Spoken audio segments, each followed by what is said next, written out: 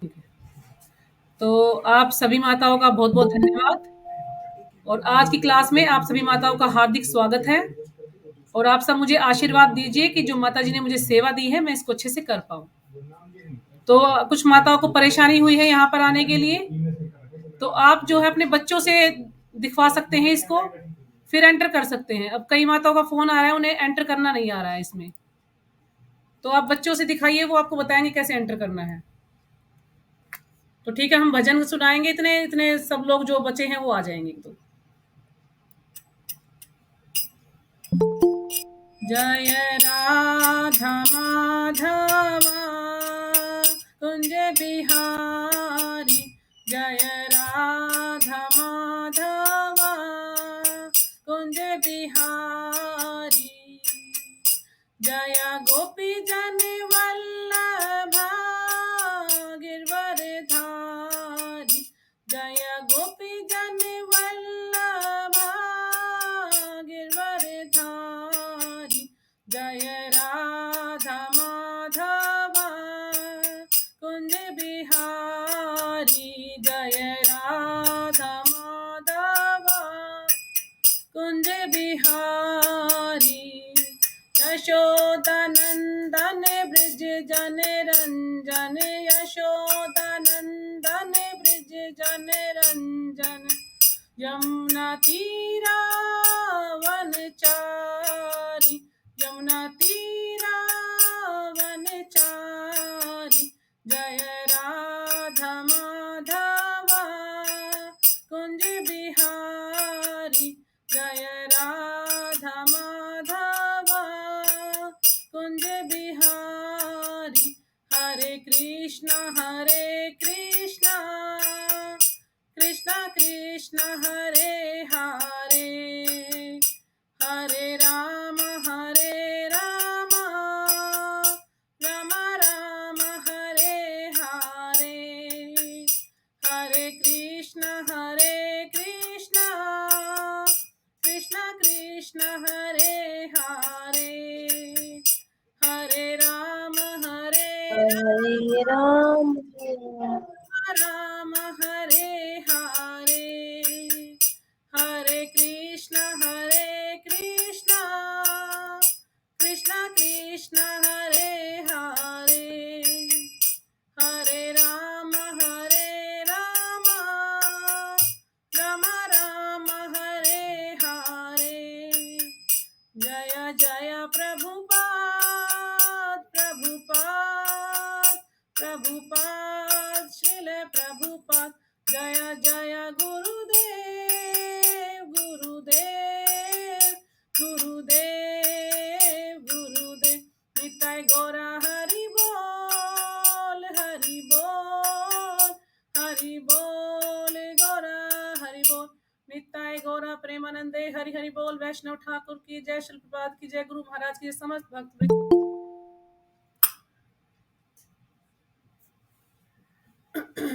तो एक बार फिर से आप सभी माताओं का हार्दिक स्वागत है आज की कक्षा में और आपको जो असुविधा हुई उसके लिए मैं क्षमा चाहती हूँ। आप जो है किसी बच्चों से जो है ठीक करा सकते हैं, वो आपको बता देंगे कैसे एंटर करना है, क्योंकि थोड़ा सा चेंजिंग हो गई है इसमें तो सबको करना नहीं आएगा। तो पहले हम प्रार्थना करेंगे फिर शुरू करते हैं। ओम अज्ञानतिमिरान्धस्य ज्ञानाञ्जनशलाकया चक्षुरुन्मीलितं येन तस्मै श्रीगुरुवे नमः। श्रीचैतन्यमनोभीष्टं स्थापितं येन भूतले स्वयं रूपकदा मह्यं ददाति सपदान्तिकं। वन्देऽहं श्रीगुरो श्रीयुतपदकमलं श्रीगुरून् वैष्णवांश्च श्रीरूपं साग्रजातं सहगण रघुनाथं तं सजीवं साधुवेतं सावधूतं परिजनसहितं कृष्णचैतन्यदेवं श्री राधा कृष्ण पादान सहगण ललिता श्री विशाखान्वितांश्च। हे कृष्णा करुणा सिंधु दीनबंधु जगतपते गोपेश गोपिका कांत राधा कांत नमस्तुते। तप्त कांचन गौरांगी राधे वृंदावनेश्वरी वृषभानुसुते देवी प्रणमामि हरिप्रिये। वाञ्छाकल्पतरुभ्यश्च कृपा सिन्धुभ्य एव च पतितानां पावनेभ्यो वैष्णवेभ्यो नमो नमः। जय श्री कृष्ण चैतन्य प्रभु नित्यानंद श्री अद्वैत गदाधर श्रीवासादि गौर भक्तवृंदा। हरे कृष्णा कृष्णा कृष्णा हरे हरे, हरे राम राम राम हरे हरे, नमो विष्णु स्पष्टाय भूतले शंकर कृष्ण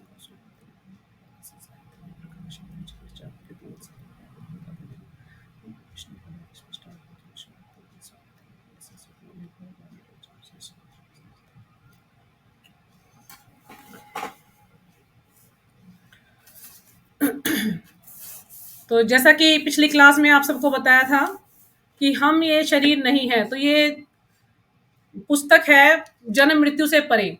तो जिसके पास पुस्तक है वो पुस्तक निकाल सकते हैं, और जिसके पास नहीं है व्हाट्सएप पे आपको भेज दिया गया है पीडीएफ, तो आप व्हाट्सएप से निकाल के उसको पढ़ सकते हैं। सबको दिखाई दे रहा है व्हाट्सएप पे? तो आप व्हाट्सएप से निकाल सकते हैं पीडीएफ और फिर उसमें से पढ़ सकते हैं। तो हमने पिछली बार किया था हम ये शरीर नहीं है, पहला चैप्टर। तो मैंने इसको 4 पेज पढ़े थे इसके, लेकिन उस दिन सिर्फ 2 ही 3 लोग आए थे, तो मैंने सोच रही हूँ कि इसको मैं दोबारा से रिपीट कर रही हूँ आज, ताकि और सब सुन सकें। और इसके बाद फिर मैं रिपीट नहीं करूँगी इसको, क्योंकि अब मैं सबके पास फ़ोन भी कर चुकी हूँ, लेकिन अभी भी फ़ोन किया है, फिर भी सब लोग आ नहीं पाए हैं अभी। तो हम ये शरीर नहीं है, तो ये बात सभी को पता है कि हम ये शरीर नहीं है। जो नए भक्त हैं उन्हें नहीं पता होगा, लेकिन जो पुराने भक्त हैं उन्हें सब पता है। तो हम ये शरीर नहीं है, हम क्या हैं? हम आत्मा हैं। तो प्रभुपाद जी जो है बार बार इस बात को दोहराते हैं कि हम ये शरीर नहीं है, हम आत्मा हैं। एक बार क्या हुआ कि उन्होंने अपने भक्तों को लगातार 1 हफ्ते तक इसी पर लेक्चर दिया कि हम ये शरीर नहीं, हम आत्मा हैं। तो भक्त लोग कहने लगे, प्रभुपाद जी अब इससे आगे बढ़िए, हमें समझ आ गया, आप बार बार 1 हफ्ते से एक ही क्लास कर रहे हैं, आगे भी कुछ बताइए। प्रभुपाद जी कहते हैं कि जब तक तुम इसको बिल्कुल समझ नहीं लेते, अंदर तक तुम्हारे जो है ये बात नहीं चली जाती है, तब तक मैं इसको समझाता रहूंगा। क्योंकि कितना भी समझाने के बाद फिर भी हम ये नहीं समझ पाते। बार बार जब तक हम अभ्यास करते रहेंगे तब हम इस चीज को समझेंगे। क्योंकि हम सुनते हैं, बार बार सुनते हैं कि हम ये शरीर नहीं आत्मा है, लेकिन थोड़ी देर में फिर हम भूल जाते हैं कि हम ये शरीर नहीं आत्मा है। तो इसको हम जितना अभ्यास करेंगे, बार बार अभ्यास करेंगे, तो हम ये समझ पाएंगे कि हम ये शरीर नहीं आत्मा है। बल्कि हम इसको ऐसे भी समझ सकते हैं कि हम इसको ये ना कहें कि हम ये शरीर नहीं आत्मा है, बल्कि हम ये कह सकते हैं कि हम आत्मा है लेकिन इस शरीर में बंधे हुए हैं। ये शरीर में जो है हम बंध गए हैं, और इस शरीर के अनुसार ही हमें जो है कार्य करना है, क्योंकि हम अपने कर्मों के अनुसार इस शरीर में बन चुके हैं। जैसे हम कपड़े पहनते हैं, जब पुराने हो जाते उसको निकाल देते हैं, तो इसी प्रकार से जो आत्मा है, आत्मा के ऊपर ये क्या है? एक आवरण है, कपड़ों का आवरण है। तो ये शरीर है जो ये 5 तत्वों से बना है, पृथ्वी जल अग्नि वायु आकाश से, स्थूल शरीर इसके ऊपर इसको ढक दिया है आत्मा को, इसने, ये आवरण है। तो इसलिए जो है समझने में समय लगता है कि हम ये शरीर नहीं आत्मा, क्योंकि आत्मा दिखाई नहीं देती। जब आत्मा कोई चीज दिखती नहीं है तो उसको हम मानते नहीं है, हम कहते हैं कि आत्मा तो दिखाई नहीं देती, तो आत्मा नहीं है। तो इसी प्रकार हवा भी हमें दिखाई नहीं देती, तो क्या हवा नहीं है? हवा है, क्योंकि हम महसूस करते हैं जब हमें पता लगता है कि हवा चल रही है। तो इसी प्रकार से आत्मा है, चाहे हमें दिखाई नहीं देती, क्योंकि आत्मा का जो आकार है, आत्मा का आकार कितना है? हमारे एक बाल का अग्रभाग का भी 10,000वां हिस्सा, ये जो है आत्मा का आकार बताया गया है। अग्रभाग का भी 10,000वां हिस्सा, तो कितना होगा इमेजिन कर सकते हैं आप। तो हम उसको देख नहीं सकते, तो इसलिए अगर हम देख नहीं सकते तो इसका ये अर्थ नहीं है कि आत्मा नहीं है, आत्मा है। जो चीज हमें, जैसे भगवान है, कुछ लोग भगवान को नहीं मानते, कहते नहीं भगवान नहीं होता, क्योंकि वो उन्हें दिखाई नहीं देता। अब भगवान हमें दिखाई नहीं देते तो इसका मतलब ये नहीं कि भगवान नहीं है, भगवान है। तो जो चीज हमें दिखाई नहीं देती वो है। हमें ये नहीं सोचना चाहिए कि हम उसको देख नहीं सकते तो इसका मतलब वो है नहीं। तो सारी चीजें हैं जो भी हमें शास्त्रों में बताई गई हैं। तो हम जो है इसको शुरू करते हैं। ये श्लोक है अध्याय 2 का 30वां श्लोक है। इसमें जो है अर्जुन बिल्कुल हताश हो गए हैं। वो कहते हैं कि मैं अपने परिवारजनों का, उनका जो है उनके साथ युद्ध कैसे कर सकता हूँ, उनको कैसे मार सकता हूँ युद्ध में, क्यों? क्योंकि वो मेरे प्रियजन हैं, मेरे घर वाले हैं, मेरा दादा है, मेरे जो है भाई हैं, मेरे चाचा हैं, ताऊ हैं, मेरे गुरु हैं, मैं कैसे उनको मार सकता हूँ? लेकिन भगवान उनको समझाते हैं कि वो अगर तुम नहीं भी मारोगे ना तो भी वो मर चुके हैं, क्योंकि मारने वाला कौन है? भगवान ही है मारने वाले और जन्म देने वाले। तुम तो क्या हो, एक जरिया मात्र हो, बाकी करना तो सब मुझे है, तुम तो सिर्फ जरिया मात्र दिखाने के लिए भी तुमने वध किया है। तो तुम्हें जो है इन व्यक्तियों के लिए शोक नहीं करना चाहिए। क्यों? क्योंकि ये तो क्या है, शरीर है, पंच तत्वों से बना हुआ शरीर है। बाकी जो आत्मा है इसके अंदर वो कभी नहीं मरती। आत्मा का ना कभी जन्म होता है, ना कभी मृत्यु होती है। और आत्मा जो है ना कभी उसको जलाया जाता है, ना उसको पिघला सकते हैं, ना उसको सुखा सकते हैं, ना उसको काट सकते हैं। आत्मा सनातन है और आत्मा हमेशा सनातन ही रहती है। आदि काल से जो है ये चला आ रहा है। हम जो सब क्या है, भगवान के अंश हैं। तो जब भगवान सनातन है तो जीवात्मा भी सनातन है, क्योंकि हम भगवान के अंश हैं। तो भगवान उनको जो है अर्जुन को समझाने का प्रयास कर रहे हैं कि आपको उन सब के लिए शोक नहीं करना चाहिए। तो अभी हम पढ़ते हैं इसमें, देहि नित्यं वध्यो अयम देहे सर्वस्य भारतः तस्मात् सर्वाणि भूतानि न त्वं शोचितुं अर्हसि।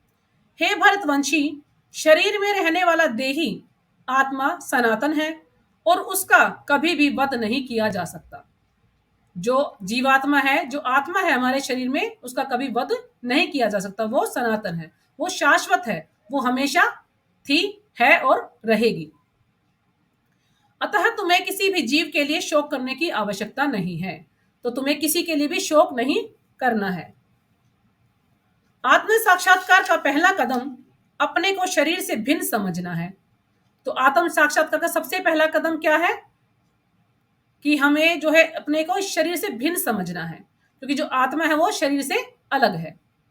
शरीर तो उसके ऊपर एक कवर की तरह से है। मैं यह शरीर नहीं हूं बल्कि आत्मा हूं। हमें ये समझ लेना चाहिए। हम जितनी बार भी इसको बार बार जो है सुनते रहेंगे, तो धीरे धीरे हम अभ्यास करेंगे तो एक दिन ऐसा जरूर आएगा कि हम ये समझने लगेंगे कि हम ये आत्मा है, शरीर नहीं है।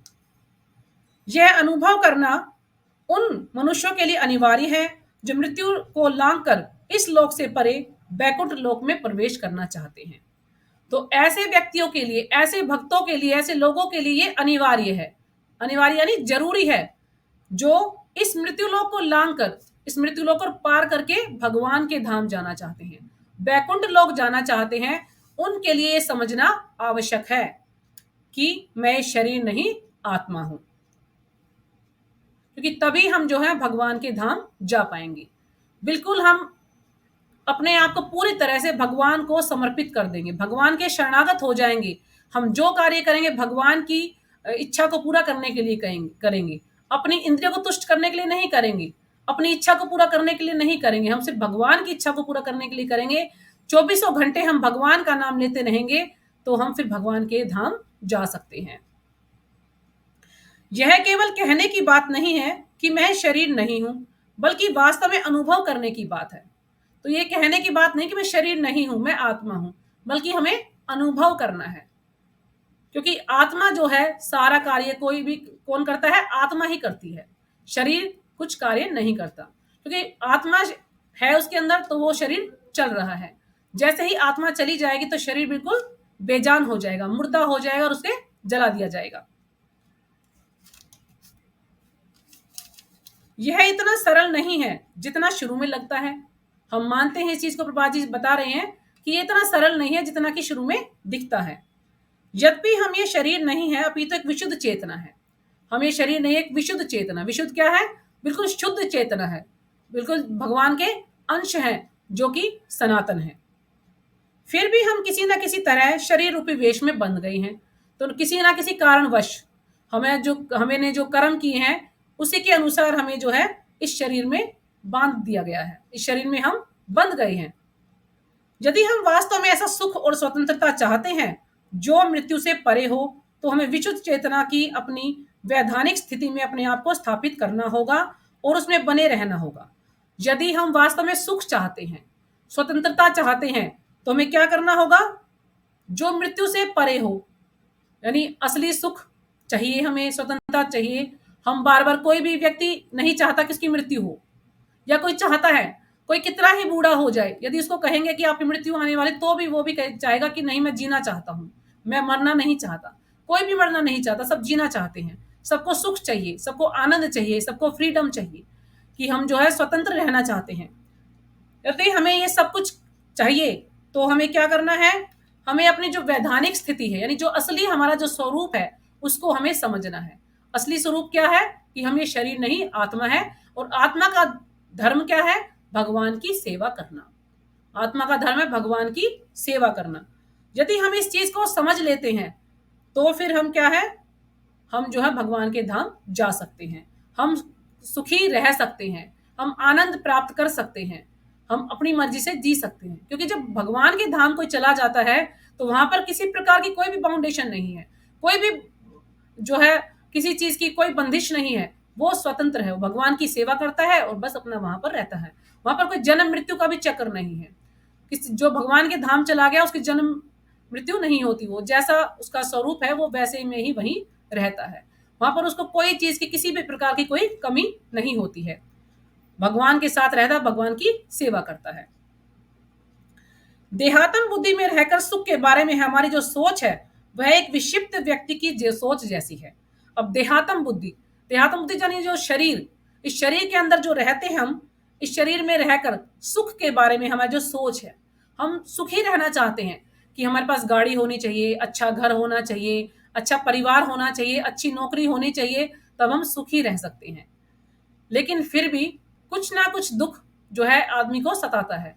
कोई भी आज के टाइम में सुखी नहीं है। कोई ये नहीं कह सकता कि मैं सुखी हूं। सभी दुखी हैं, चाहे कोई पैसे वाला है, चाहे कोई गरीब है, चाहे किसी के बच्चे हैं या किसी के बच्चे नहीं हैं। सब तरह से हर आदमी को कोई ना कोई दुख सताता रहता है।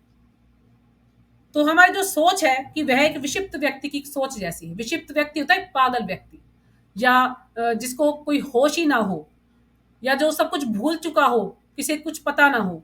तो हमारी जो स्थिति है, हमारी जो सोच है, वो एक पागल व्यक्ति की तरह से है। क्योंकि हम उस सुख के बारे में सोचते हैं जो कि सनातन नहीं है, जो सिर्फ थोड़ी सी देर के लिए है, उस सुख के बारे में सोचते हैं। यदि किसी ने हमारी तारीफ कर दी, तो हम बड़े खुश हो जाते हैं, वह भी मैं बड़ा सुंदर लग रहा हूँ, आज उस व्यक्ति ने मेरी तारीफ कर दी। या हम कोई नई गाड़ी लेते हैं, तो बड़ी खुशी होती है कि आज हम बहुत खुश है, हमारे पास गाड़ी आ गई, हमारा घर बन गया, या मेरे पास ये चीज आ गई जो भी मेरी इच्छा है। लेकिन वो थोड़ी देर के लिए होता है, फिर कुछ ना कुछ दुख आ जाता है। तो इसलिए कभी भी ये दुख जो है, ये सुख और दुख हमेशा ऐसे ही मौसम की तरह से बदलते रहते हैं। कुछ दार्शनिक ऐसा दावा करते हैं कि शारीरिक पहचान की इस विक्षिप्त स्थिति की चिकित्सा, और कुछ दार्शनिक जो है दावा करते हैं कि जो ये शारीरिक पहचान की ये विक्षिप्त स्थिति है, यानी जो पागल जैसी स्थिति है, या जो कि भूल चुका है सब कुछ, भुलक्कड़ व्यक्ति जैसी स्थिति है, इसकी चिकित्सा यानी इसका इलाज कोई भी कर्म किए बिना करनी चाहिए।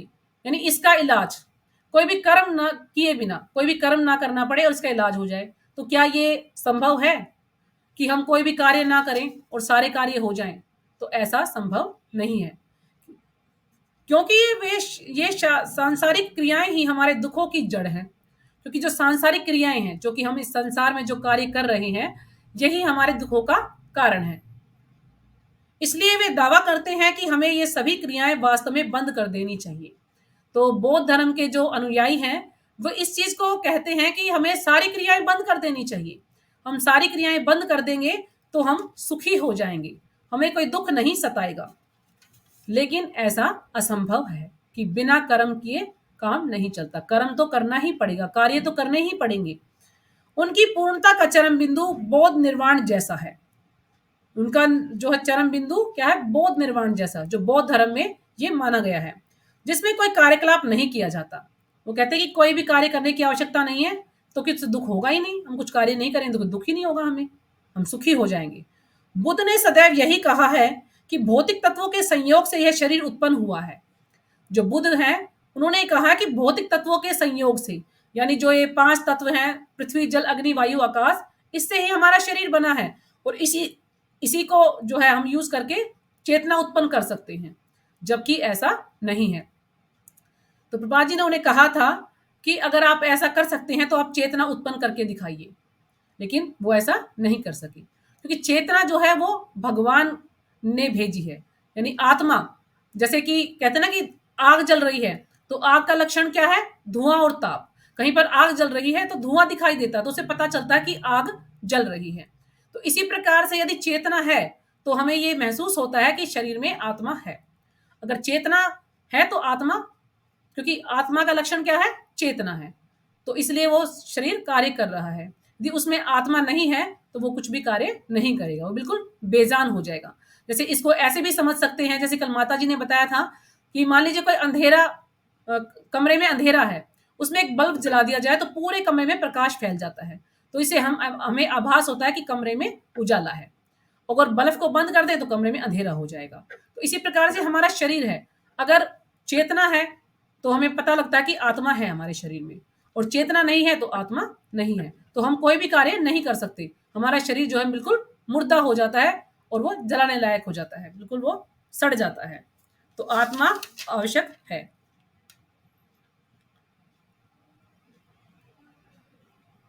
बुद्ध ने सदैव यही कहा है कि भौतिक तत्वों के संयोग से यह शरीर उत्पन्न हुआ है, और यदि किसी न किसी तरह हम इन भौतिक तत्वों को भिन्न कर दें या विखंडित कर दें तो सभी दुखों का कारण दूर हो जाएगा। तो कहते हैं कि हम इन तत्वों को विखंडित कर दें, अलग अलग कर दें, इनको तोड़ दें, तो हमारे सारे दुखी समाप्त हो जाएंगे। यदि कर अधिकारी हमारा बड़ा घर होने के कारण हमें बहुत परेशान करे, अब कर अधिकारी यदि मान लीजिए हमारा को बहुत बड़ा घर है और जो टैक्स वाले हमें परेशान करते हैं बार बार, तो हम उनसे परेशान हो जाते हैं कई बार, तो हमें क्या करना चाहिए? मकान को तोड़ देना चाहिए? नहीं, क्योंकि मकान तोड़ना इसका हल नहीं है। हमें जो है टैक्स देना ही होगा। हम उसको कम या कुछ उनसे रिक्वेस्ट कर सकते हैं, लेकिन मकान तोड़ना गलत है। तो उसमें यही बताया कि यदि हम कर अधिकारी हमारा बड़ा घर होने के कारण हमें बहुत परेशान करें, तो इस समस्या का एक सीधा-साधा हल यह है कि उस मकान को ही नष्ट कर दिया जाए, कि इस मकान को तोड़ दिया जाए। लेकिन उस मकान को नहीं तोड़ सकते, ये हल नहीं है, ये गलत है। परंतु श्रीमद् भगवत गीता बताती है कि ये भौतिक शरीर ही सब कुछ नहीं है। तो भगवत गीता में बताया कि भौतिक शरीर ही सब कुछ नहीं है, इन भौतिक तत्वों के संयोग के परे आत्मा है, और उस आत्मा का लक्षण है चेतना। कि भौतिक शरीर ही, कुछ लोग इस शरीर को ही सब कुछ समझ लेते हैं कि ये शरीर ही सब कुछ है, तो ऐसा नहीं है। इस शरीर के अलावा भी है आत्मा, और आत्मा का लक्षण क्या है?